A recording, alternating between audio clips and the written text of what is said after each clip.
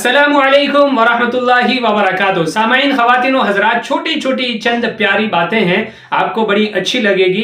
इसको याद कीजिएगा, जिंदगी में बड़ी काम आएगी। मुसीबत के वक्त हम अपने आप को ईमानदार बना करके रखें, इसलिए कि मुसीबत जब आती है ना, बहुत सारे बेईमान बन जाते हैं, यानी अपने ईमान का सौदा कर देते हैं। उस मुसीबत को हल करने के लिए, उस प्रॉब्लम को सॉल्व करने के लिए वो अपने ईमान का सौदा तक कर देते हैं। ऐसा हरगिज न करें। अगर हमारे पास पैसे आए, हम अपनी जिंदगी को सादा बना करके रखें। अकड़, तकब्बुर और फख्र और इतराना हरगिज न हो, इसलिए कि जो अल्लाह नेमत देता है वो अल्लाह नेमत लेता भी है।